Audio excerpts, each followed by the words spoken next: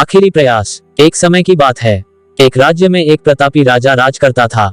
एक दिन उसके दरबार में एक विदेशी आगंतुक आया और उसने राजा को एक सुंदर पत्थर उपहार स्वरूप प्रदान किया।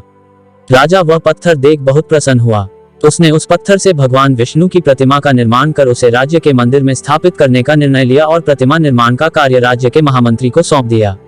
महामंत्री गांव के सर्वश्रेष्ठ मूर्तिकार के पास गया और उसे वह पत्थर देते हुए बोला, महाराज मंदिर में भगवान विष्णु की प्रतिमा स्थापित करना चाहते हैं। 7 दिवस के भीतर इस पत्थर से भगवान विष्णु की प्रतिमा तैयार कर राजमहल पहुंचा देना। इसके लिए तुम्हें 50 स्वर्ण मुद्राएं दी जाएंगी।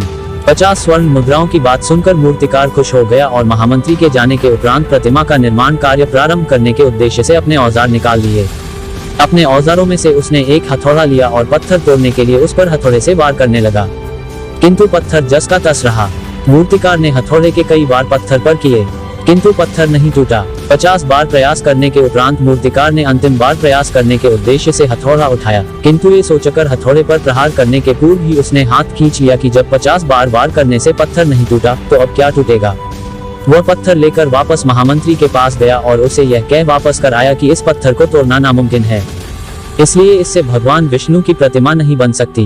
महामंत्री को राजा का आदेश हर स्थिति में पूर्ण करना था, इसलिए उसने भगवान विष्णु की प्रतिमा निर्मित करने का कार्य गांव के एक साधारण से मूर्तिकार को सौंप दिया।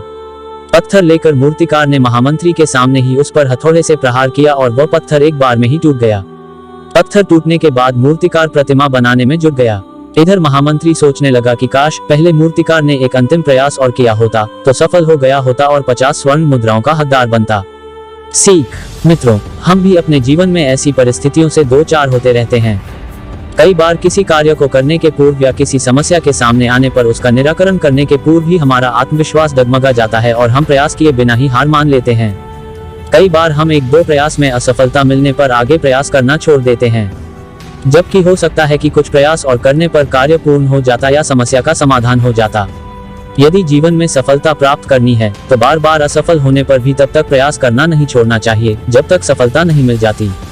क्या पता जिस प्रयास को करने के पूर्व हम हाथ खींच ले वही हमारा अंतिम प्रयास हो और उसमें हमें कामयाबी प्राप्त हो जाए।